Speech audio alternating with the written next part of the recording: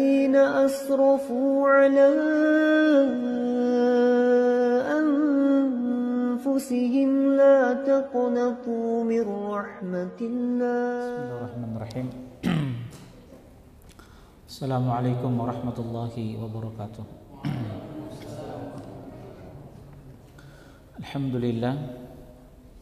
Alhamdulillah Rabbil Alamin, wassalatu wassalamu ala khatamin nabiyyin wa imamil mursalin wa qudwatin nasi ajmain nabiyyina wa habibina Muhammadin wa ala alihi wa sahbihi wa man tabi'ahum bi ihsanin ila yaumiddin.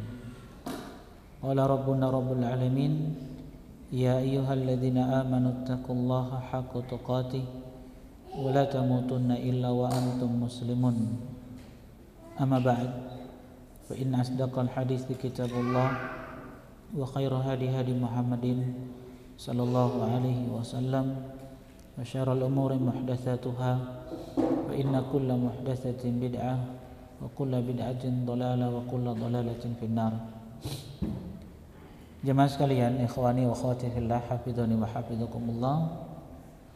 Insyaallah kita akan melanjutkan kajian rutin kita dari pembahasan kitab Fiqh Sirah Nabawiyah, mendulang hikmah dari perjalanan hidup manusia yang terbaik, Rasulullah sallallahu alaihi wasallam. Dan insyaallah pada pertemuan kita kali ini kita akan masuk pada pembahasan tentang perang Uhud.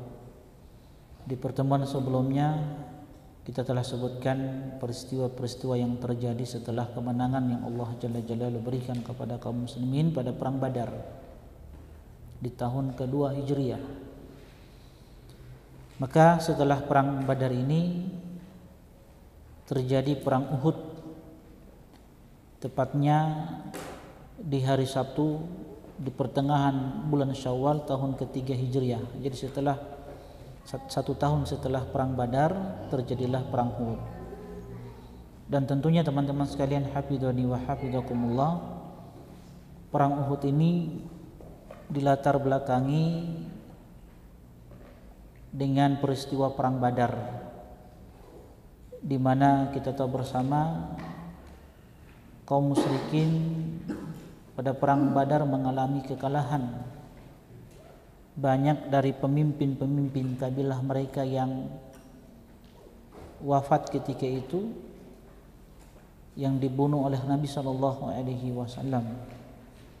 Sehingga orang-orang Quraisy ingin membalas dendam, dan akhirnya mereka pun mengumpulkan orang-orang Quraisy dari berbagai macam kabilah untuk memerangi Rasulullah sallallahu alaihi wasallam di kota Madinah. Setelah berhasilnya Abu Sufyan ketika itu membawa kafilah dagangannya orang-orang Quraisy yang selamat, yang asalnya yang kita tahu bersama perang Badar ini tidaklah terjadi kecuali karena Nabi sallallahu alaihi wasallam ingin menghalangi kafilah Abu Sufyan yang membawa keuntungan yang besar dari wilayah Syam. Namun akhirnya Allah menghendaki terjadilah perang Badar, perang yang terjadi antara kaum muslimin dengan orang-orang musyrikin. Akhirnya teman-teman sekalian, hafidhani wa hafizakumullah, setelah Abu Sufyan selamat dan tiba di kota Mekah, dan ketika mereka mendengarkan kekalahan yang dialami oleh orang-orang Quraisy, maka karib kerabat mereka diantaranya Ikrimah bin Abi Jahal, Sofwan bin Umayyah, Abu Sufyan itu sendiri, mereka pun bersemangat untuk memerangi Islam dan kaum muslimin. Akhirnya Abu Sufyan berkata kepada orang-orang Quraisy, "Inna Muhammadan qad watarakum wa qatala khiyarakum." Sesungguhnya Muhammad sallallahu alaihi wasallam telah mengalahkan kalian, dan Muhammad sallallahu alaihi wasallam telah membunuh pemimpin-pemimpin terbaik kalian. telah membunuh saudara-saudara kalian, bapak-bapak kalian, om-om kalian, karib kerabat kalian. Fa'ainuna bihadzal mali ala harbihi, maka bantulah aku dengan harta-harta kalian ini untuk memerangi Muhammad dan sahabat-sahabatnya di kota Madinah. Ya, semoga dengan ini kita bisa membalaskan apa yang kita rasakan dari kekalahan yang dialami oleh saudara-saudara kita pada perang Badar. Maka akhirnya seruan ini disambut oleh orang-orang Quraisy dan terkumpullah ya 1000 unta dan ada 50.000 dinar. Teman-teman sekalian, hafizani wa hafizakumullah. Maka orang-orang Quraisy pun mereka mempersiapkan pasukan mereka dan mereka pun menggalang ya pasukan untuk memerangi Muhammad sallallahu alaihi wasallam. Di antara mereka meminta bantuan kepada kabilah-kabilah yang ada di sekitar Mekah. Ya, di antaranya Sofwan bin Umayyah, ya, anak dari Umayyah bin Khalaf yang terbunuh pada perang Badar. Dia mendatangi seseorang yang disebut dengan Abu Azzah. Sofwan bin Umayyah berkata kepada Abu Azzah, "Ya Abu Azzah, innaka mru'un sya'irun." Wahai Abu Azzah, sesungguhnya engkau adalah seorang yang hebat di dalam bersyair. Abu Azzah ini dulunya pernah menjadi tawanan Rasulullah SAW dalam perang Badar. Cuma Nabi SAW berbuat baik kepadanya sehingga Nabi SAW melepaskan orang ini tanpa ada tebusan. Cuma Nabi SAW mengambil perjanjian dengan Abu Azzah ini. Nabi lepaskan, tapi perjanjiannya, ketika kami melepaskan engkau wahai Abu Azzah, jangan engkau memerangi kami, jangan engkau membantu orang-orang musyrik, orang-orang Quraisy untuk memerangi kami. Kata Sofwan bin Umayyah kepada Abu Azzah, karena dia ini penyair yang hebat, yang bisa memprovokasi orang-orang Quraisy dengan syair-syairnya, sehingga orang-orang Quraisy bersemangat untuk memerangi Nabi SAW. Dia katakan, "Ya Abu Azzah, innaka mru'un syairun." Wahai Abu Azzah, sesungguhnya engkau seorang penyair yang hebat. Fa'inna bilisanika, maka bantulah kami dengan lisan, maksudnya dengan syair-syairmu. Ya, buatlah syair-syair sehingga itu membakar semangat orang-orang Quraisy untuk memerangi Muhammad dan sahabat-sahabatnya. Fakhruj ma'ana, keluarlah engkau bersama kami. Tapi Abu Azzah ya enggan untuk ikut bersama Sofwan bin Umayyah. Dia katakan kepada Sofwan bin Umayyah, "Manna alayya Muhammadun yauma Badran." Dulunya Muhammad sallallahu alaihi wasallam pernah berbuat baik kepadaku ketika aku menjadi tawanan. Wa ahadtuhu la udhahiru alaihi aduwan abada, dan aku bersepakat mengambil perjanjian bersama Muhammad untuk tidak membantu musuh-musuhnya di dalam memerangi Muhammad sallallahu alaihi wasallam dan sahabat-sahabatnya. Wa ana afilahu bima ahadtuhu alaihi, dan aku akan senantiasa menepati janjiku apa yang aku telah buat bersama Muhammad sallallahu alaihi wasallam. Aku sudah berjanji kepada Muhammad untuk tidak memerangi beliau sallallahu alaihi wasallam. Faqala lahu Sofwan, maka Sofwan pun berkata kepada Abu Azzah ini, "Ukhruj ma'ana walaka Allahu alayya in raja'ta an ugniyaka."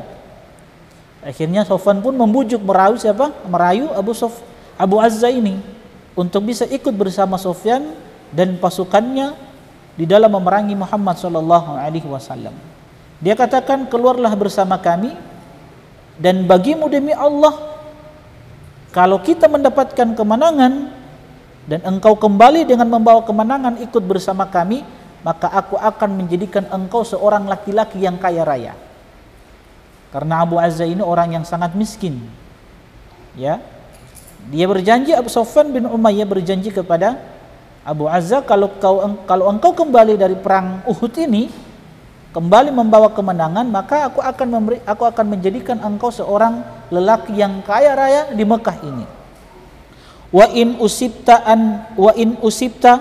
an aj'ala banatika ma'a banati yusibuhunna ma asabahunna min usrin wa yusrin. Tapi kalau Allah berkehendak engkau mati dalam perang Uhud ini, maka aku yang akan menanggung dan menafkahi anak-anakmu sebagaimana aku menanggung dan menafkahi anak-anakku. Mereka akan mendapatkan apa yang didapatkan oleh anak-anakku. Mereka akan kaya sebagaimana anak-anakku kaya nanti. Jadi mereka akan makan sebagaimana anak-anakku makan. Jadi jangan khawatir kalau engkau meninggal dalam perang Uhud ini, maka keluargamu akan menjadi tanggunganku. Akhirnya Abu Azza ini pun terpengaruh dengan Sofwan bin Umayyah, dan dia pun ikut bersama Sofwan bin Umayyah dalam perang Uhud ini. Padahal pada perang Badar dia pernah menjadi tawanan Nabi SAW. Sudah dibebaskan, sudah buat kesepakatan perjanjian untuk tidak memerangi Nabi, tapi dalam perang Uhud ini dia pun terpengaruh oleh Sofwan bin Umayyah. Akhirnya dia pun ikut bersama pasukannya Sofwan bin Umayyah untuk menyerang kaum muslimin dengan syair-syairnya. Ya, kita tahu bersama bahwa dulu salah satu cara untuk memerangi kaum muslimin diantaranya dengan syair-syair.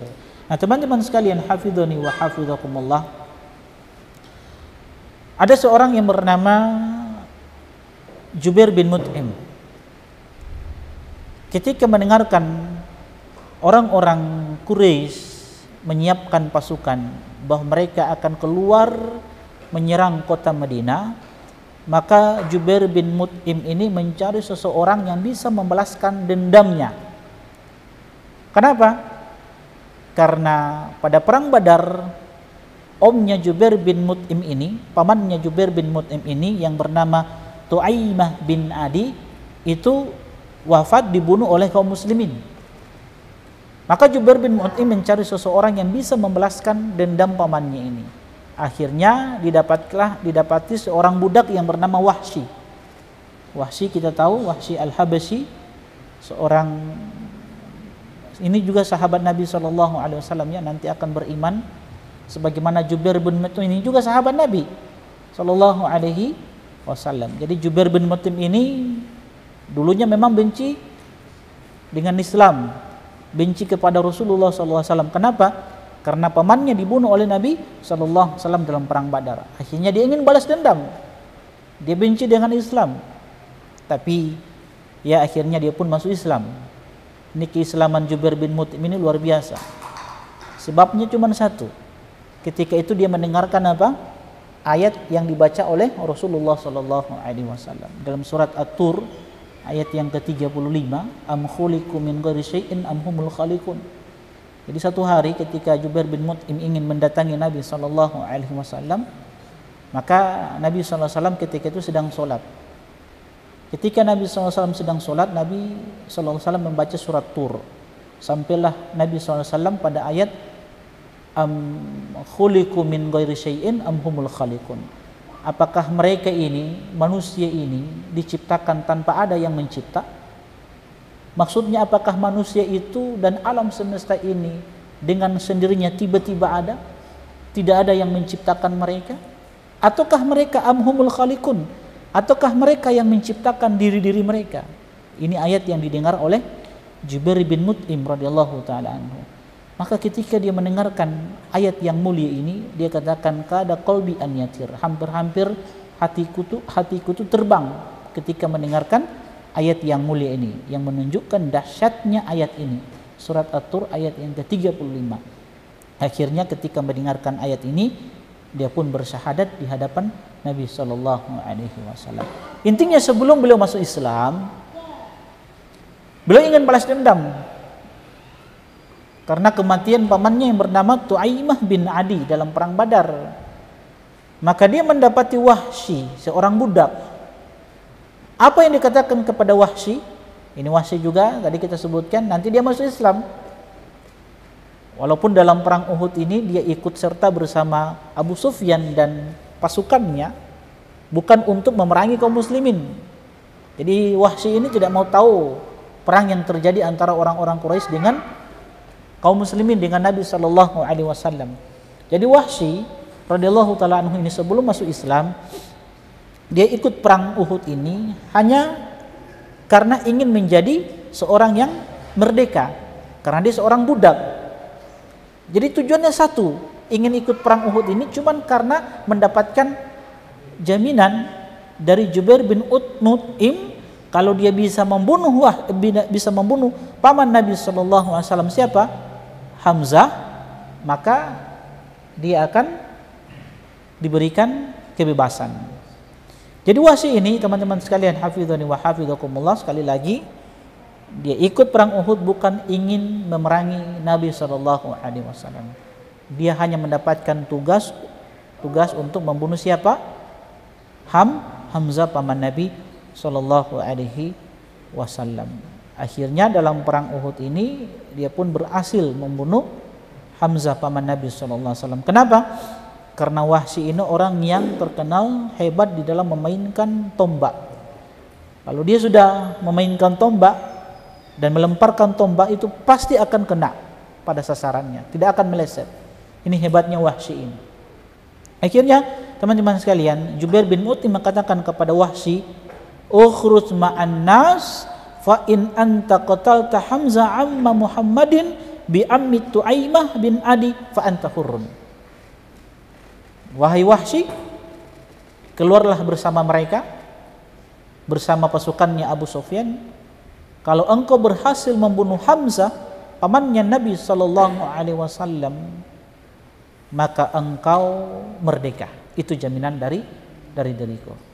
Akhirnya Hamzah pun ikut. Siapa? Akhirnya Wahsy pun ikut bersama pasukannya Abu Sufyan dan berhasil membunuh siapa? Hamzah bin Abdul Muttalib paman Nabi sallallahu alaihi wasallam. Walaupun teman-teman sekalian, hafizani wa hafizakumullah, beliau masuk Islam ketika penaklukan kota Mekah, ya, ketika penaklukan kota Mekah beliau masuk Islam. Tapi sebelum itu beliau ketakutan karena melihat pasukannya Nabi sallallahu alaihi wasallam. Dia pun lari ke Taif dan dia ingin ke negeri Syam.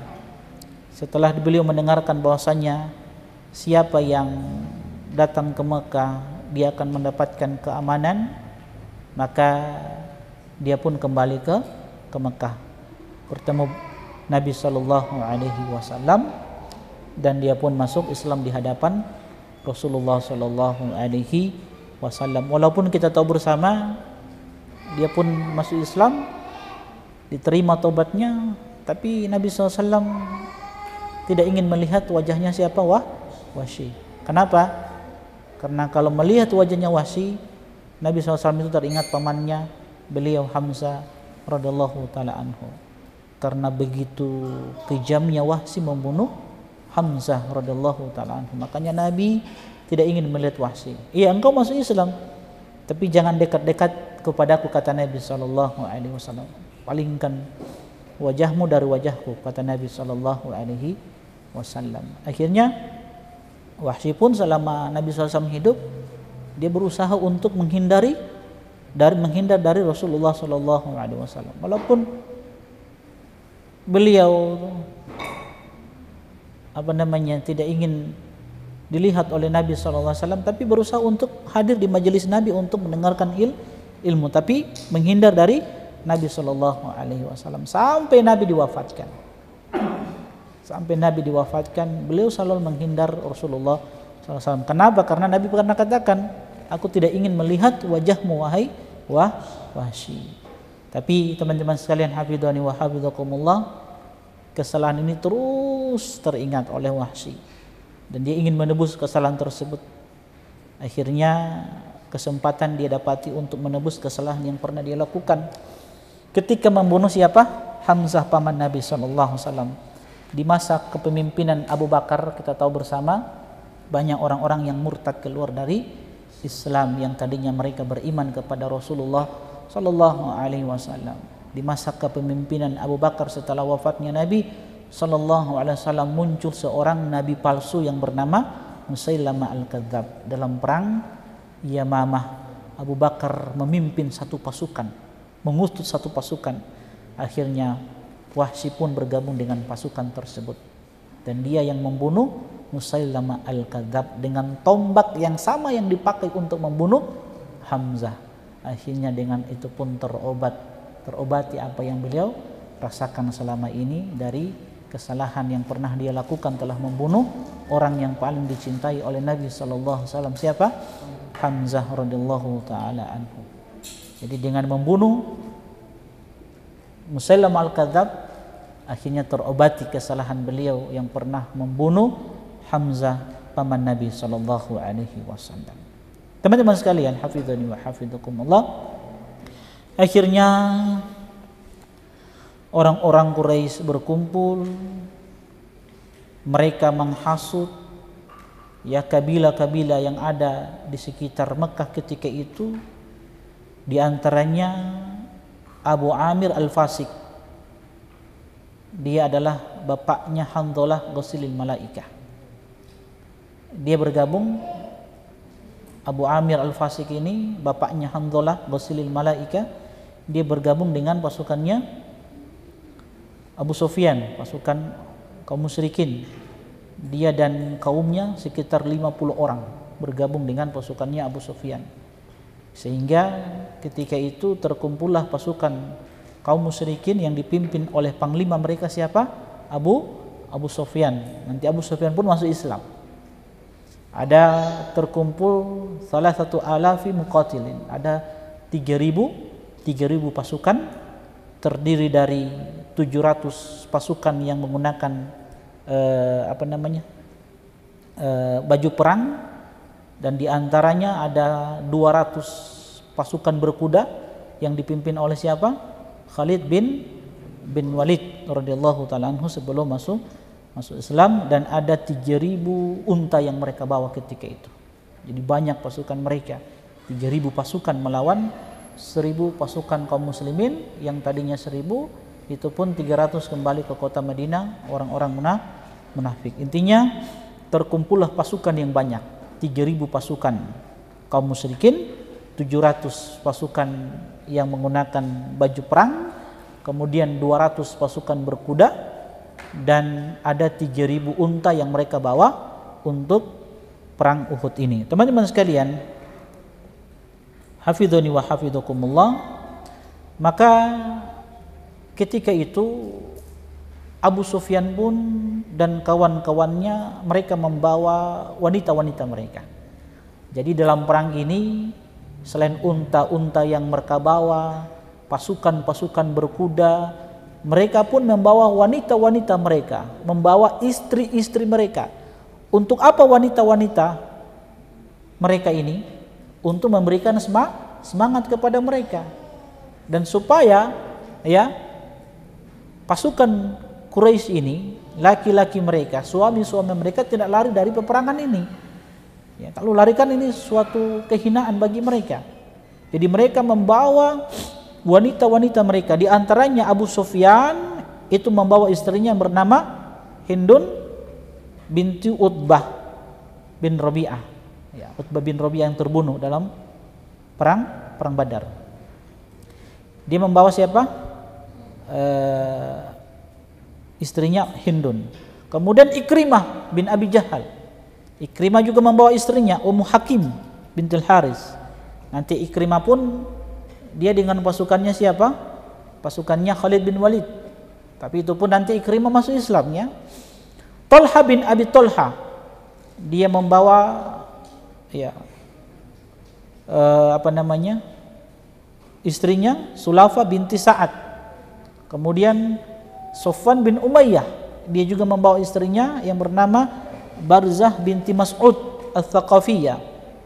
Amr bin As membawa istrinya, dan tokoh-tokoh Quraisy yang lainnya yang membawa wanita-wanita mereka, yang jumlah wanita-wanita mereka ada 15 wanita yang dibawa. pada saat itu untuk memberikan semangat kepada mereka yang wanita-wanita itu membawa dufuf, ya, apa namanya duf, apa namanya? Iya, apa namanya? Membawa rebana-rebana untuk memberikan semangat kepada mereka, membawa khumur, membawa minuman-minuman keras, khamar, supaya mereka apa? Menjadi pasukan yang berani ketika melawan pasukannya Rasulullah Shallallahu Alaihi Wasallam. Jadi pemimpin mereka, panglima mereka siapa? Abu Sufyan. Kemudian pasukan panglima berkudanya siapa? Khalid bin Walid yang dibantu oleh Ikrimah bin Abi Jahal. Adapun bendera mereka itu dipegang oleh Bani Abdiddar, oleh anak-anaknya Abdiddar, Bani Abdiddar. Nah, teman-teman sekalian, hafizani wa hafizakumullah. Keinginan orang-orang Quraisy untuk memerangi kaum muslimin di kota Madinah dengan pasukan yang lengkap, ya, yang banyak, 3.000 pasukan yang mereka bawa dengan kuda-kuda mereka, unta-unta mereka, wanita-wanita mereka. Akhirnya berita ini dikabarkan oleh paman Nabi Shallallahu Alaihi Wasallam yang bernama Abbas bin Abdul Muttalib. Jadi rencana mereka ini, orang-orang Quraisy ini, disampaikan oleh Abbas kepada Rasulullah Shallallahu Alaihi Wasallam dengan mengirimkan surat. Yang surat ini dibawa oleh seseorang dari Bani Ghifar yang disewa oleh Abbas bin Abdul Muttalib untuk disampaikan kepada Nabi Shallallahu Alaihi Wasallam. Dengan syarat apa? Orang ini membawa surat tersebut sebelum datangnya orang-orang Quraisy ke kota Madinah. Jadi sebelum datangnya orang-orang Quraisy, ya, surat ini harus sampai kepada Rasulullah Shallallahu Alaihi Wasallam. Akhirnya surat ini pun sampai kepada Nabi Shallallahu Alaihi Wasallam, yang Nabi ketika itu berada di Masjid Quba bersama sahabat-sahabatnya. Akhirnya surat ini pun dibaca di hadapan Nabi Shallallahu Alaihi Wasallam oleh seorang sahabat yang bernama Ubay bin Ka'ab radhiyallahu taala anhu. Fa amar Rasul sallallahu alaihi wasallam bil kitman. Ketika surat ini dibacakan di hadapan Nabi sallallahu alaihi wasallam, surat yang berisi tentang rencana orang-orang Quraisy yang mereka sudah mengumpulkan pasukan yang banyak dengan persenjataan yang lengkap untuk datang ke kota Madinah memerangi kaum muslimin di kota Madinah, maka Nabi sallallahu alaihi wasallam memerintahkan Ubay bin Ka'ab untuk merahasiakan berita ini. Jangan langsung kabarkan ke orang-orang yang ada di kota Madinah. Maka Nabi Shallallahu Alaihi Wasallam pun ada musri'an ilal Madinah. Setelah mendengarkan kabar ini, Nabi Shallallahu Alaihi Wasallam segera kembali ke kota Madinah dan beliau Shallallahu Alaihi Wasallam bermusyawarah dengan sahabat-sahabat beliau radhiyallahu taala anhum. Jadi ketika Nabi SAW mendengarkan berita ini, Nabi pun kembali dan Nabi bermusyawarah dengan sahabat-sahabatnya. Nah, teman-teman sekalian, hafizani wa hafizakumullah. Akhirnya Nabi Shallallahu Alaihi Wasallam mengiklankan, memberitahukan, menginformasikan keadaan darurat ini, bahwasanya kota Madinah akan diserang oleh orang-orang musyrik dengan persenjataan yang lengkap, dengan pasukan yang banyak. Maka sekelompok kaum Ansar, di antaranya Sa'ad bin Mu'adz, kemudian Usaid bin Khudair radhiyallahu taala anhuma, kemudian Sa'ad bin Ubadah radhiyallahu taala anhu, mereka pun berjaga-jaga, bersiap-siap, ya, untuk mereka berjaga-jaga di rumah Rasulullah Shallallahu Alaihi Wasallam. Jadi mereka menyiapkan beberapa pasukan kecil untuk menjaga kota Madinah, jangan sampai ada serangan yang datang secara tiba-tiba. Ya, maka mereka pun sebagiannya menjaga rumah Rasulullah Shallallahu Alaihi Wasallam di malam Jumat. Perangnya itu terjadi di hari Sabtu. Jadi Nabi menerima kabar itu di hari Kamis.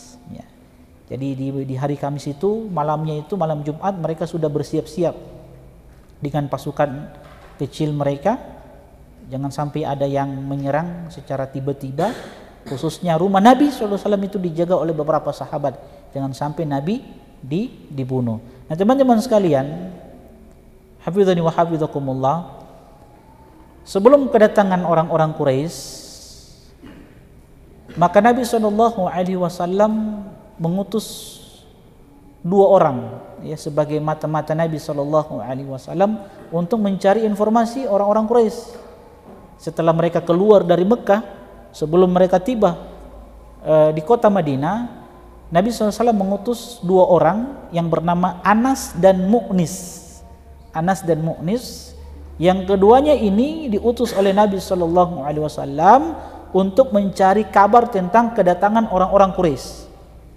Maka akhirnya 2 orang ini, Anas dan Mu'nis radhiyallahu taala anhuma, mendapatkan kabar, berita yang kemudian dikabarkan kepada Nabi SAW. Apa beritanya? Ternyata orang-orang Quraisy ini sudah tiba di satu tempat yang bernama Dzul Hulaifah. Tahu Dzul Hulaifah ya? Maksudnya orang-orang Madinah. Berarti sudah dekat dengan kota Madinah. Jadi mereka sudah berada di tempat yang bernama Dzul Hulaifah. Antum yang pernah umroh, yang pernah ambil mikot dari Madinah, ini pasti akan ambil mikotnya Dzul Hulaifah ini. Mikotnya orang-orang Madinah. Dzul Hulaifah itu tidak jauh dari kota Madinah. Berarti posisi mereka sudah dekat dengan kaum muslimin. Nah, kata Anas dan Mu'nis, mereka berdua memberitakan kabar kepada Nabi SAW bahwasanya mereka ini, pasukan Quraisy ini, telah melepaskan khalau iblahum wa khailahum fi zar'in lil muslimin. Mereka sudah lepaskan unta-unta mereka, kuda-kuda mereka di satu perkebunan kaum muslimin. Berarti mereka sedang istirahat. Kuda-kuda mereka, hewan-hewan mereka juga sedang istirahat. Ya, berarti mereka siap untuk memerangi Rasulullah SAW. Maka Nabi SAW mengutus 1 orang lagi sebagai mata-mata Nabi SAW bernama Hubab bin Mundzir radhiyallahu taala anhu. Nah, Hubab ini bin Mundzir, dia masuk ke pasukannya orang-orang Quraisy, ingin mencari tahu berapa jumlah mereka ini. Akhirnya dia pun dapat kabar tentang jumlah mereka, persenjataan mereka, dan akhirnya diberitakan kepada Nabi SAW. Nah teman-teman sekalian, hafizani wa hafizakumullah, di malam Jumat itu Nabi SAW bermimpi. Nabi SAW bermimpi. Di dalam mimpinya Nabi SAW mengatakan, setelah Nabi bermimpi, lantas Nabi SAW kabarkan mimpi Nabi SAW kepada sahabat-sahabatnya di malam Jumat ya. Nabi katakan apa? Inni qad ra'aitu wallahi khairan. Sungguh demi Allah, aku telah melihat satu mimpi yang mimpi insya Allah membawa kebaikan. Insya Allah mimpi baik ini. Ra'aitu baqaran tudbah. Di dalam mimpiku aku melihat seekor sapi yang disembelih. Wa ra'aitu fi dzubabis sayfi salman. Dan aku melihat di ujung pedangku itu retak. Wa ra'aitu anni adkhaltu yadi fi dir'in hasinatin. Dan aku melihat aku memasukkan tanganku ke dalam baju perangku.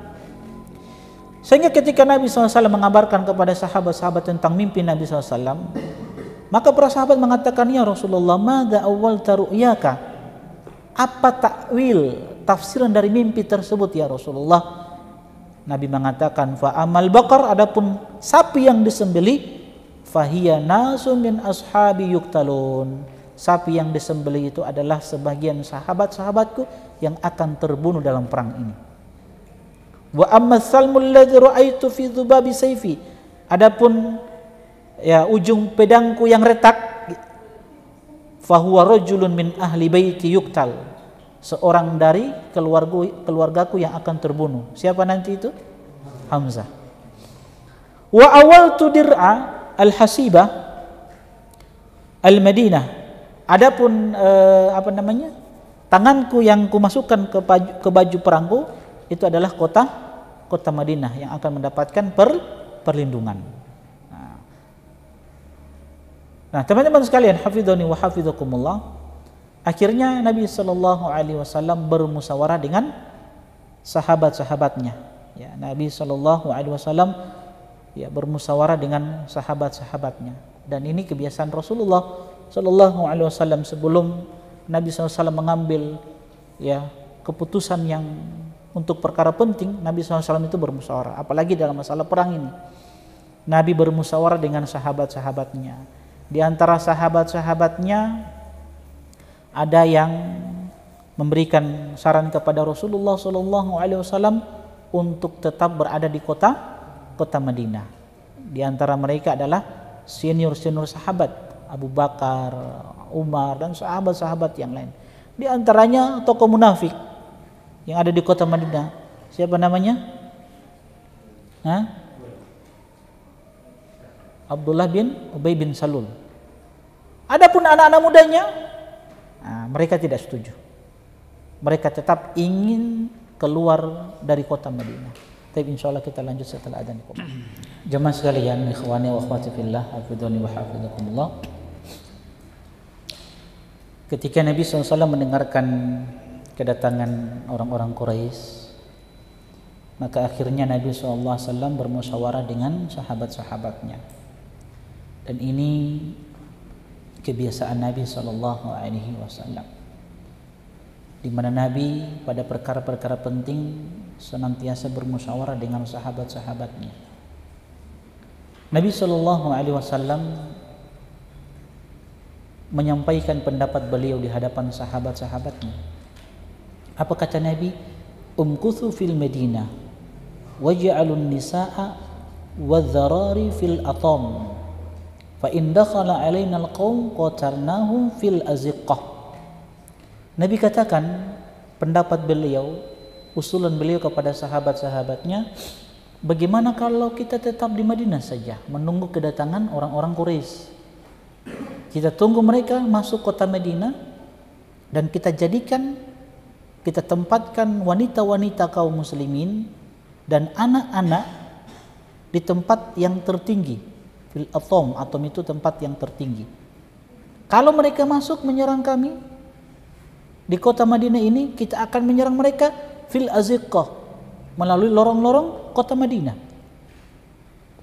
Di dalam riwayat lain Nabi SAW mengatakan, falau qataltumuhum fis sikaki faramahumun nisa min fawqil hitan.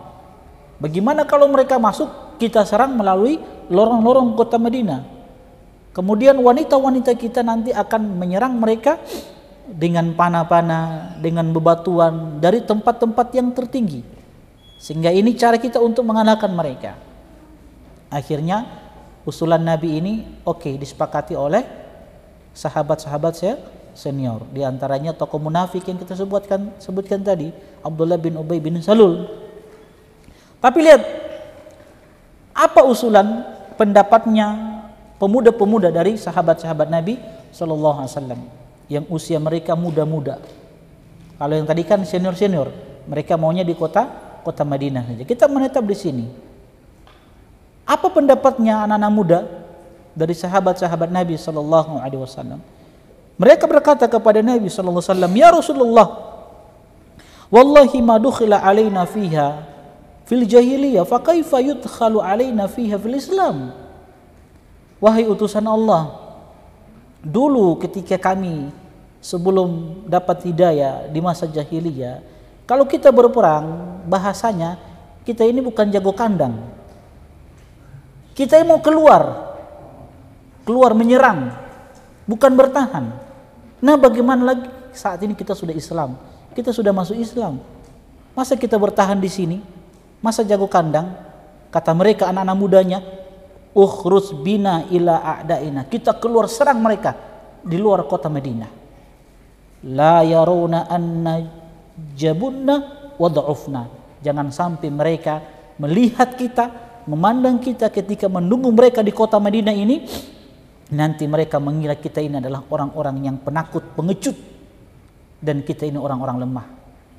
Ini usulan siapa? Anak-anak muda dari sahabat-sahabat Nabi Sallallahu Alaihi Wasallam.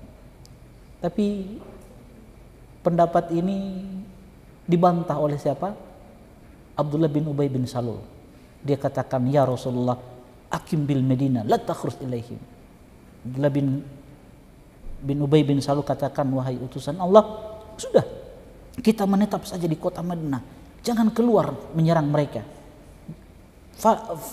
Fada'hum ya Rasulullah, tinggalkan ini anak-anak muda ini, jangan dengar pendapat mereka. Akhirnya teman-teman sekalian, karena Rasulullah SAW bermusyawarah kan, dan beliau melihat pendapat yang paling banyak.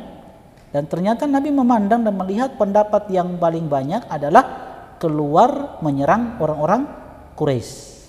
Jangan menetap di kota Madinah. Akhirnya teman-teman sekalian, hafizani wa hafizakumullah, kata Nabi, sya'nukum idzan.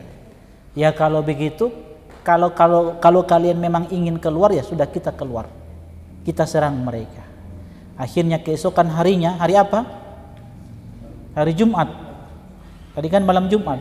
Keesokan harinya, hari Jumat, Nabi SAW melaksanakan sholat Jumat, dan Nabi SAW memberikan semangat, motivasi, nasihat kepada kaum muslimin untuk bersemangat, bersungguh-sungguh, dan Nabi SAW mengabarkan kemenangan untuk kaum muslimin idza sabaru, kalau mereka mau bersabar dengan apa yang menjadi putusan Allah dan Rasulnya SAW. Akhirnya orang-orang pun senang, bahagia ketika itu.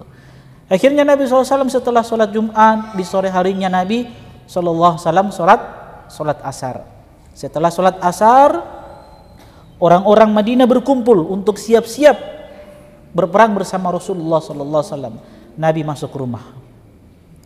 Ketika Nabi SAW masuk rumah, orang-orang di luar menunggu kedatangan Nabi SAW. Siap mereka untuk dipimpin oleh Nabi SAW. Maka ada dua orang yang berkata kepada mereka ini, khususnya kepada anak-anak muda. Siapa? Sa'ad bin Mu'adz dan Usaid bin Hudhair radhiyallahu taala anhuma. Apa kata kedua orang ini, sahabat ini, Sa'ad bin Mu'adz dan Usaid bin Hudhair? Kata keduanya, istakrahtum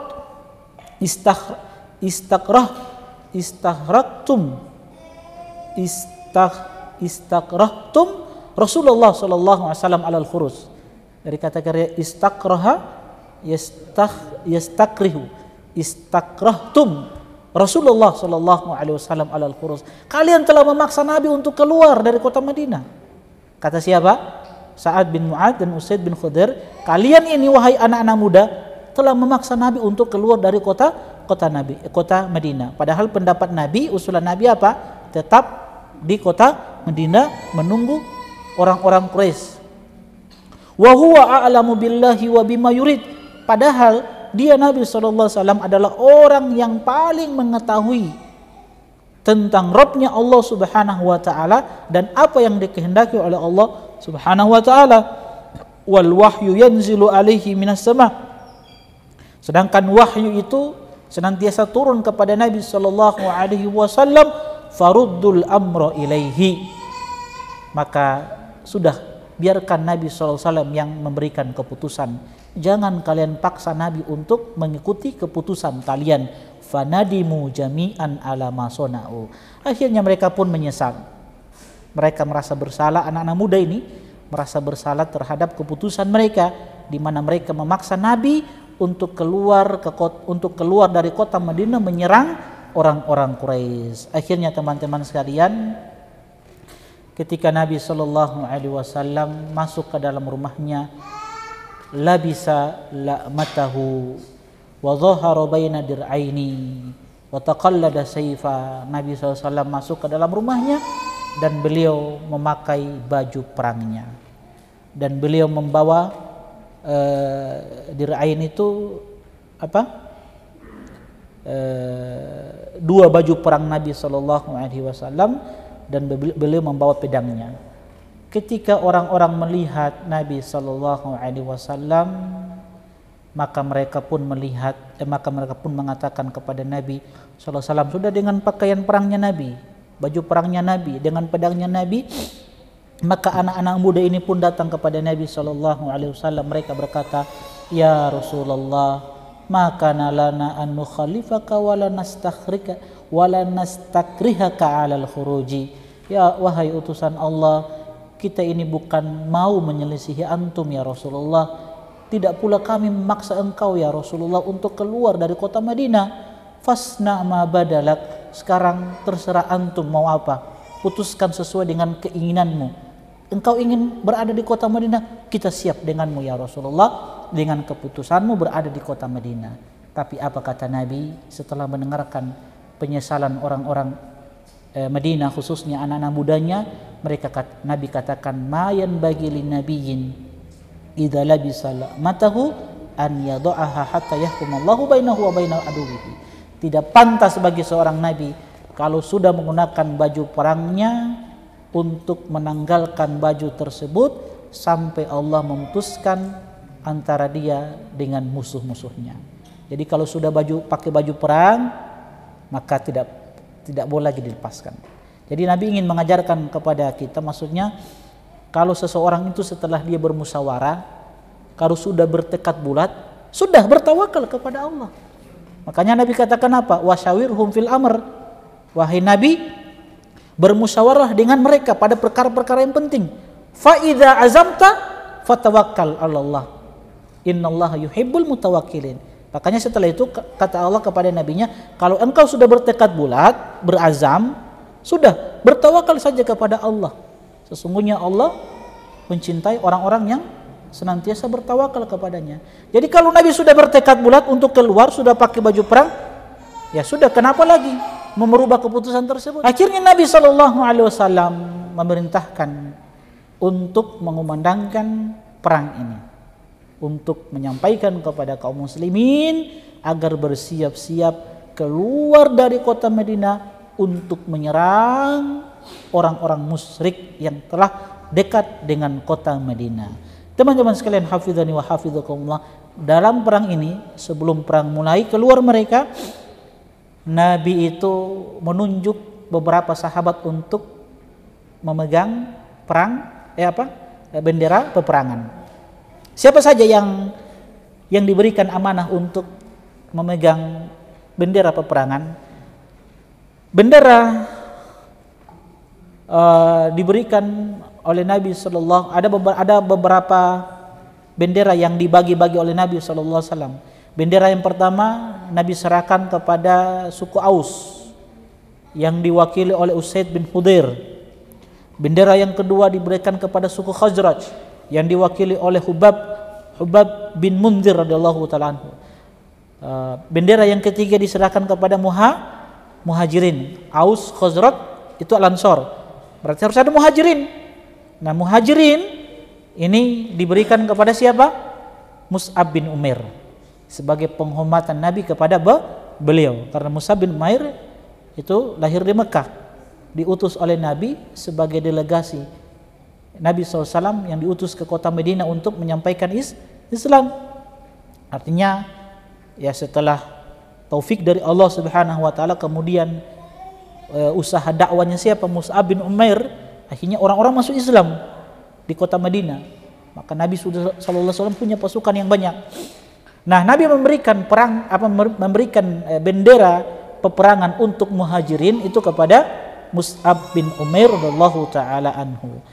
Akhirnya setelah Nabi membagi-bagi bendera peperangan, Nabi SAW memberikan kepercayaan kepada Ibnu Ummi Maktum untuk memimpin kota Madinah.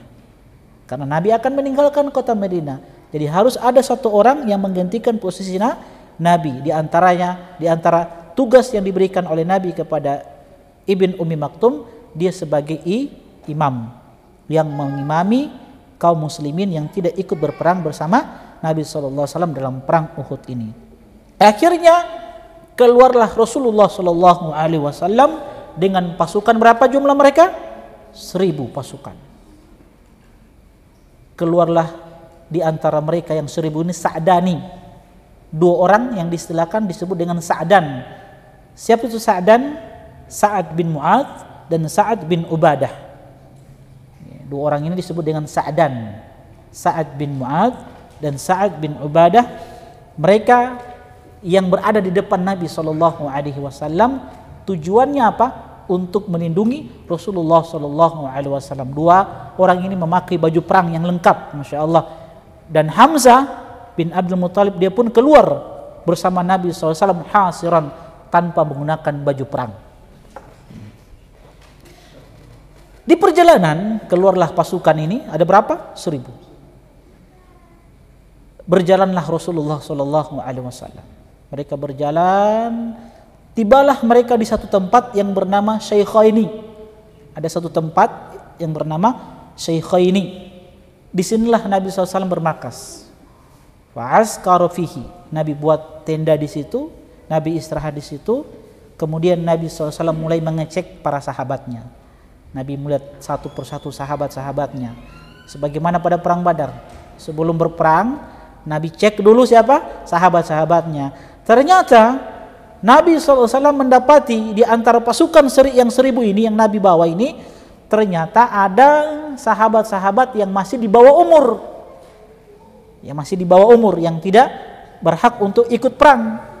Nah, siapa-siapa mereka ini? Abdullah bin Umar, Ibnu Umar. Ini rata-rata muda ini. Abdullah bin Umar yang pertama. Bahkan Abdullah bin Umar itu mengatakan, pada perang Uhud aku dilihat oleh Nabi SAW. Aku ditawari untuk ikut perang Uhud. Ketika itu aku berumur 14 sanatan. Umurku pada umurku ketika itu berapa? 14 tahun. Falam yujizhu. Nabi tidak memberikan kesempatan atau memberikan izin kepada Ibnu Umar untuk berperang. Artinya disuruh pulang. Ibnu Umar. Siapa lagi? Zaid bin Thabit. Ini anak-anak muda ini. Usama bin Zaid. Zaid bin Arqam. Barra bin Azib. Amr bin Hazm. Usaid bin Zahir. Urabah bin Aus. Wa Abu Sa'id Al-Khudri radhiyallahu taala anhum ajmain. Ini anak-anak muda ini yang masih di bawah umur, yang mereka ingin ikut bersama Nabi sallallahu alaihi wasallam, berperang bersama Nabi sallallahu alaihi wasallam. Karena mereka ini tidak ikut bersama Nabi dalam perang Badar. Ya, dan mereka ingin ikut pada perang Uhud ini. Makanya mereka apa? Minta sama Nabi, kita keluar untuk memerangi mereka. Karena semangatnya anak-anak muda ini, Masya Allah ya. Nah, bayangkan Ibnu Umar menyebutkan umurnya ketika itu 14 tahun. 14 tahun, bayangkan ya, semangat jihad itu luar biasa. Itu tidak lain karena didikan orang tua. Makanya teman-teman sekalian, hafizani wa hafizakumullah, anak-anak kita itu harusnya ya sudah diajarkan ya qudwah, panutan manusia-manusia terbaik. Mereka ini sahabat-sahabat Nabi sallallahu alaihi wasallam. Jadi didikan yang paling mengena ke anak-anak itu dengan qudwah, dengan contoh. Dan tidak ada contoh yang terbaik itu kecuali kita ambil dari siapa? Sahabat-sahabat Rasulullah sallallahu alaihi wasallam. Makanya sebagian para ulama mengatakan al-qudwatu ablagu wa anfa min alafi al-mawaid. Contoh yang baik itu lebih mengena dan lebih bermanfaat daripada 1000 nasihat yang kita sampaikan kepada anak-anak. Jadi kalau ingin mengajarkan anak-anak itu supaya menjadi anak-anak seperti sahabat-sahabat Nabi yang muda-muda ini luar biasa, nah, didik mereka dengan apa? Qudwah, dengan panutan, dengan suri tauladan, dengan akhlak kita, dengan contoh kita. Itu lebih mengena daripada apa? Nasihat-nasihat yang kita sampaikan. Antum ingin anak itu rajin sholat 5 waktu di mana? Di masjid. Maka kasih contoh. Apa contoh supaya anak itu bisa dan mau semangat sholat berjamaah di masjid? Ya antum sholat berjamaah di masjid. Kan begitu. Supaya dia lihat, oh Masya Allah, ini abiku ini Masya Allah, dia sholat berjamaah di masjid setiap hari. Itu yang akan dilihat. Dan itu yang akan dipraktekkan oleh anak-anak kita. Karena anak-anak kita ini kan peniru ulum. Apa yang dilihat, didengar, itu yang akan nanti diikuti dari orang tuanya. Kalau ingin anak-anaknya itu, anak-anak perempuannya rajin memakai jilbab, menutup aurat, ya ibunya yang harus kasih contoh. Kalau keluar rumah, ya pakai jilbab. Supaya anak-anak ikuti. Oh Masya Allah. Ini orang tua bilang, nak pergi sholat nak, sholat. Ini azan dikumandangkan, bapaknya asik-asik main game, merokok, tidak pergi ke masjid. Bagaimana anaknya mau ikut sholat? Ya, harus contoh yang baik, suri tauladan. Nah, tidak ada contoh yang terbaik kecuali kita ambil dari kisah sahabat-sahabat Nabi. Ya, contoh ini anak-anak muda ini. Akhirnya mereka pun tidak diizinkan oleh Nabi. Nah, ada dua orang yang masih muda tapi diizinkan oleh Nabi SAW. Siapa mereka? Rafi bin Khadij dan Samurah bin Jundub. Samurah bin Jundub ini nama yang tidak asing, familiar di telinga kita. Ya. Rafi bin Khadij dan Samurah bin Jundub radhiyallahu taala anhuma. Nah, ini dua sahabat yang masih muda tapi diizinkan oleh Nabi SAW. Kenapa diizinkan? Pertama, Rafi bin Khadij ini kana mahiron fi rimayati. Beliau dulunya orang yang pandai di dalam memanah. Maka Nabi ayo ikut karena dia punya keterampilan memanah, skill. Adapun siapa? Samurah bin Jundub, dia katakan karena dia lihat siapa? Rafi bin Khadij diizinkan oleh Nabi. Samurah bin Jundub katakan, "Ya Rasulullah, ana aqwa min Rafi." Ana lebih kuat dari Rafi. Nih, lihat. Supaya mendapat panggil ini. Masya Allah ya. Ana aqwa min Rafi, ana lebih kuat dari Rafi. Ana asra'uhu, ana bisa banting dia ini ya Rasulullah. Kalau mau bergulat, ana bisa jatuhkan dia ini ya Rasulullah. Akhirnya Nabi izinkan. Coba bergulat antum berdua. Akhirnya Samurah pun menjatuhkan siapa? Rafi bin Khadij. Kata Nabi, "Oke, antum ikut bersama kita." Dua orang ini. Lihat ya, Masya Allah ya, semangat. Ini yang dorang menghadapi kematian ini. Yang dorang menghadapi kematian, Masya Allah. Tapi itu yang dicari oleh mereka. Akhirnya teman-teman sekalian, di tempat yang bernama Syekhaini ini, mereka kan istirahat di situ. Ternyata mereka mendapati sore hari. Ketika masuk di sore hari, Nabi SAW sholat apa? Sholat asar, kemudian sholat maghrib, kemudian Nabi sholat isya. Dan Nabi SAW dan para sahabat bermalam di tempat tersebut. Di hari apa? Jumat, berarti Jumat malam ini.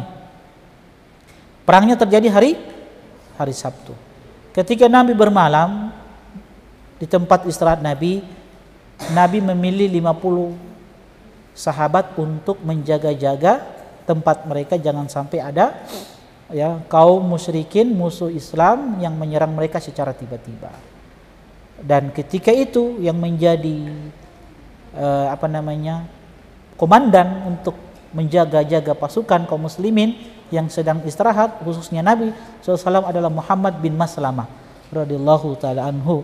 Dan Nabi SAW ketika itu istirahat, tidur, dan Nabi, terkhusus Nabi itu dijaga oleh seorang sahabat, satu sahabat yang mendampingi Nabi ketika Nabi tidur. Siapa itu? Zakwan bin Abdul Qais radhiyallahu taala anhu walam yufarriqhu.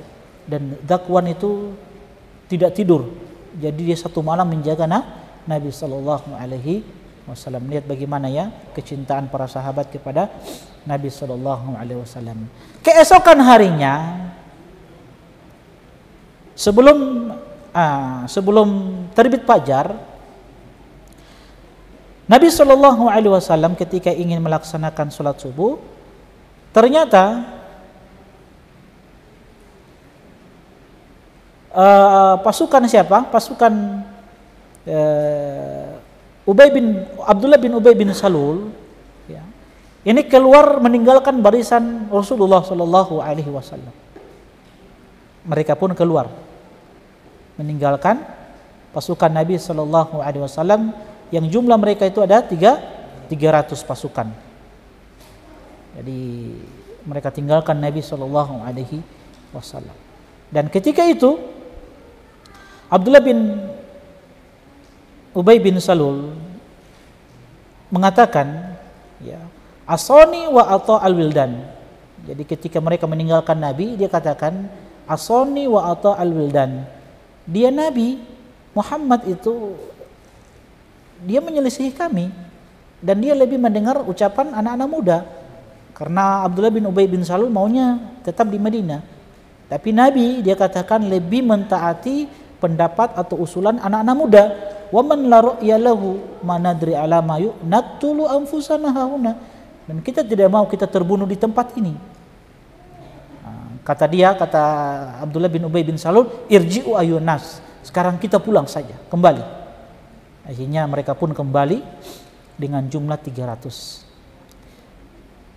Sempat Abdullah bin Amr bin Haram mengikuti mereka, mengikuti Abdullah bin Ubay bin Salul. Siapa? Abdullah bin Amr bin Haram.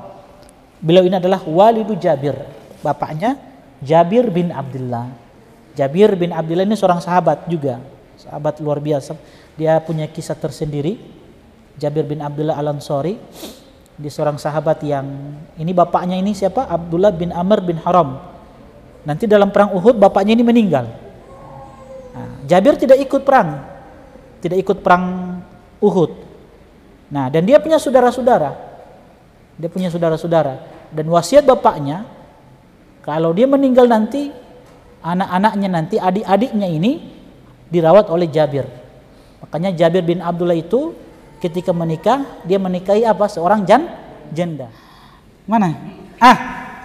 Siapa? Abdullah bin Amr bin Haram, bapaknya Jabir, berkata kepada siapa? Abdullah bin Ubay bin Salul dan orang-orangnya, "Ya qaumi, udzakirukumullah ala takhdhulu qaumakum madamiyakum indama hadara min aduwihim." Wahai kalian, aku ingatkan kalian tentang perkara Allah. Jangan sampai kalian mengkhianati satu kaum, padahal di tengah-tengah kaum itu ada seorang nabi yang akan berhadapan dengan musuhnya. Aku ingatkan kalian. Falamma faqalu law na'lamu annakum tuqatiluna ma aslamnakum. Kalau kami tahu seperti ini, kami tidak akan ikut dengan kalian. Jadi mereka tidak mau. Akhirnya ketika mereka bermaksiat dan mereka tidak mau kembali, qala lahum, maka Abdullah bin Amr bin Haram mengatakan, abhadakumullahu a'da'ullah fasayubnillahu azza wa jalla ankum nabiyahu sallallahu alaihi wasallam. Semoga Allah Jalla wa'ala membinasakan kalian, ya musuh-musuh Allah, dan Allah akan cukupkan ya nabinya sallallahu alaihi wasallam dari kalian. Artinya tanpa kalian pun ada Allah subhanahu wa ta'ala. Maka Allah turunkan firman-Nya di dalam surat Ali Imran ayat 179. Apa kata Allah? Maka Allahu liyadharul mu'minina ala ma antum alaihi hatta yanizal khabitha minat tayyibi. Sekali-kali Allah Subhanahu wa taala tidak akan meninggalkan orang-orang yang beriman tatkala mereka berada di dalam kesusahan. Jadi Allah tidak akan meninggalkan orang-orang beriman ketika mereka berada dalam kesusahan sampai Allah Subhanahu wa taala memisahkan yang baik, memisahkan yang buruk dari yang baik. Jadi tujuannya, hikmahnya apa? Supaya Allah ingin pilih betul-betul orang yang beriman kepada Nabi-Nya Muhammad sallallahu alaihi wasallam, supaya mereka ini jangan buat apa? Buat kekacauan nanti ketika perang terjadi. Perang sudah berhadapan ini, sudah berkecamuk, kemudian ada orang-orang munafik, nanti buat kekacauan mereka ini. Jadi dari awal memang sudah keluar saja kalian, pulang saja mereka. Kemudian Allah turunkan firman-Nya juga dalam surat Allah turunkan firman-Nya, kata Allah, famalakum fil munafiqina fi'ataini wallahu arkasahum bima kasabu. Kenapa kalian ya berdebat tentang orang-orang munafik?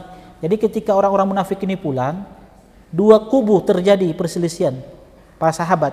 Ada satu kubu mengatakan, sudah kita perangi saja Abdullah bin Ubay bin Salul, kita bunuh saja dia.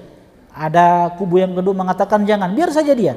Kemudian Allah turunkan firman-Nya, famalakum fil munafiqina fi'ataini wallahu arkasahum bima kasabu. Kenapa kalian ini menjadi dua kubu, dua kelompok di dalam apa? Mendebat orang-orang munafik. Sudah biarkan saja Allah yang akan membalas mereka terhadap apa yang mereka perbuat. Jadi fokus saja kalian untuk menghadapi orang-orang Quraisy, seperti itu. Nah, teman-teman sekalian, hafizani wa hafizakumullah, akhirnya Rasulullah Shallallahu Alaihi Wasallam di pagi hari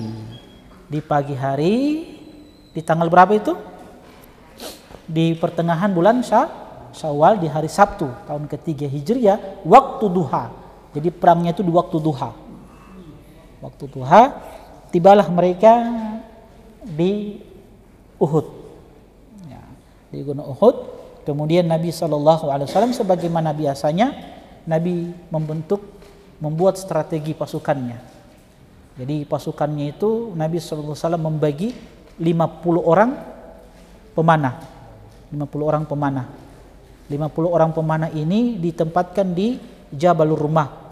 Kalau antum ini Jabalur Rumah. Ini Jabalur Rumah ini bukit tempatnya para pemanah, ada 50 orang yang dipimpin oleh siapa? Abdullah bin Jubair. Abdullah bin Jubair.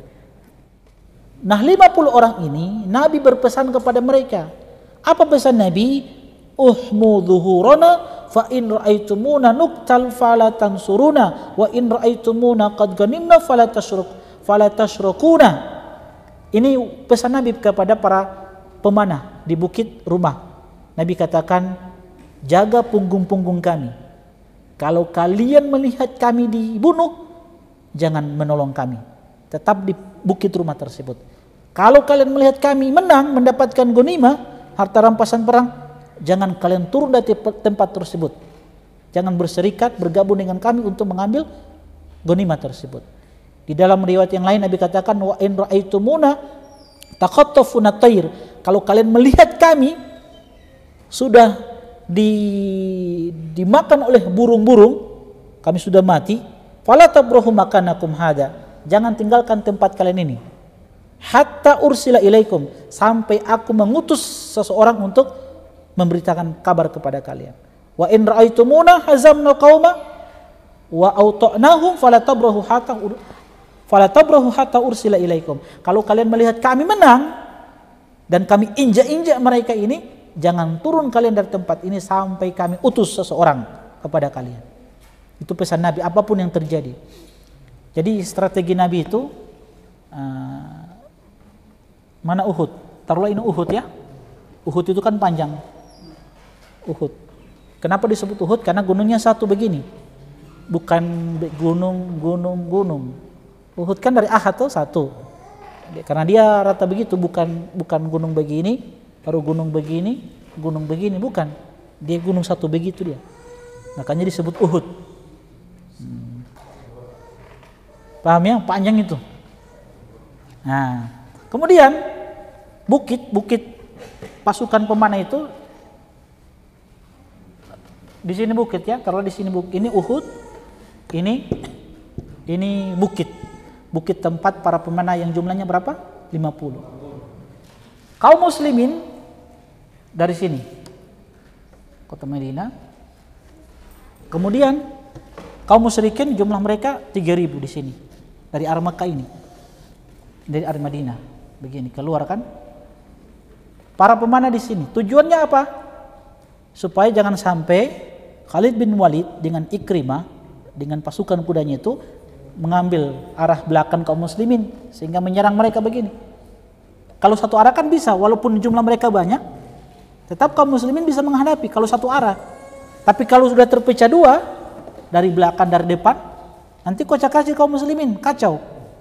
Makanya ditempatkan pasukan pemanah ini, kalau ada yang ingin mengambil arah ini, dipanahi oleh para pasukan pemanah, supaya mereka tidak bisa mengambil arah belakang para kaum muslimin. Paham antum? Apapun yang terjadi, jangan turun kata Nabi. Pokoknya kalau ada yang menyerang dari sini, panahi mereka. Dan mereka tidak bisa masuk mengambil tempat ini karena mereka menggunakan panah. Dan 50 orang ini orang yang hebat di dalam memanah. Di antaranya siapa tadi anak muda itu? Rafi bin Khadij. Sudah tempatkan di sini. Tujuannya itu. Kemudian waktu duha, berarti mataharinya sebelah sini kan, di belakangnya kaum muslimin. Jadi strategi Nabi ini supaya ini kan kaum musyrikin, ketika mereka menyerang, mereka terganggu dengan cahaya matahari. Itu taktik Nabi SAW. Luar biasa kan? Dan di sini Uhud, tidak ada tempat mereka untuk lari di sini kecuali Uhud. Jadi cuma satu arah ini saja, tidak bisa ambil arah sini, tidak bisa. Ada pasukan pemanah, bukit sini tinggi besar, tidak bisa mereka melewati bukit Uhud. Itu cara Nabi, strategi Nabi SAW. Qadarullah, di awal-awal peperangan mereka berhasil memukul mundur kaum musyrikin, kaum muslimin. Lari mereka, kocar-kacir. Nah, ini 50 pemanah ini, pasukan pemanah ini melihat kaum muslimin yang sudah mendapatkan kemenangan di awal-awal, kan lari kocar-kacir ini kaum musyrikin, lari mereka. Mereka gonimah yang ditinggalkan oleh orang-orang musyrik. Padahal sudah pesan Nabi apa? Apapun yang terjadi, kalah menang jangan turun dari tempat ini sampai ada perintah dariku, kata Nabi. Akhirnya 50 orang ini 40-nya itu tergiur. Siapa panglimanya? Panglima komandan pemanah? Abdullah bin Jubair. Abdullah bin Jubair sudah mengingatkan ketika mereka mengatakan gonimah, gonimah, kita mendapatkan harta benda. Kata Jabir bin Abdullah, jangan kalian turun dari tempat ini. Ingat pesan Nabi SAW. Tetap 40 turun. Yang tersisa berapa? 10. Khalid bin Walid, antum tahu Khalid bin Walid bagaimana hebatnya beliau kan? Khalid bin Walid dan Ikrimah, anaknya Abu Jahal. Nanti dua-dua masuk Islam ini. Nanti dua-duanya masuk Islam. Abu Jahal dan Ikrimah, Khalid bin Walid dengan Ikrimah dengan pasukan berkuda menaiki bukit rumah yang tinggal 10 orang. Akhirnya 10 orang ini, keduanya ini Khalid bin Walid dan Ikrimah membunuh 10 orang ini, di antaranya Abdullah bin Jubair dibunuh oleh Khalid bin Walid. Tapi peristiwa ini Khalid bin Walid ketika membunuh Abdullah bin Jubair ini teringat satu hadis Nabi SAW. Nabi ketika menyebutkan yadhakullahu lirajulaini yaqtulu ahaduhumal akhar kilahuma dakhalal jannah. Nabi itu tersenyum, tertawa melihat ada 2 orang yang saling membunuh tapi dua-duanya masuk surga. Para sahabat bertanya, Rasulullah bagaimana bisa 2 orang saling membunuh, dua-duanya masuk surga? Nabi katakan, yuktal hadar rajul, satu orang ini orang pertama dibunuh, kemudian dia masuk surga. Orang yang kedua membunuh, dia bertobat kepada Allah, kemudian Allah berikan hidayah masuk Islam, dan dia berjihad mati di jalan Allah Subhanahu wa taala, dia pun masuk surga. Karena Khalid bin Walid dan Ikrimah yang membunuh siapa? Abdullah bin Jubair, karena masuk Islam. Masuk Islam. Dan mereka adalah orang-orang yang sudah diridhoi oleh Allah Subhanahu wa taala. Jadi itu teringat hadis Nabi SAW itu, Allah tersenyum dengan 2 orang yang saling membunuh tapi dua-duanya masuk surga. Teman-teman sekalian, hafidhani wa hafidhakumullah, akhirnya ketika terjadi penyelisihan perintah Nabi SAW, kaum muslimin pun kocar-kacir. Dan apa yang terjadi setelah itu? Apakah kaum muslimin mendapatkan kemenangan atau sebaliknya mengalami kekalahan? Dan apa yang terjadi pada Nabi SAW? Ini insya Allah kita akan lanjutkan pada pertemuan selanjutnya. Subhanakallahumma wa bihamdik, asyhadu an la ilaha illa anta, astaghfiruka wa atubu ilaik. Assalamualaikum warahmatullahi wabarakatuh. Qul ya ibadiyalladzina asrafu ala أنفسهم لا تقنطوا من رحمة الله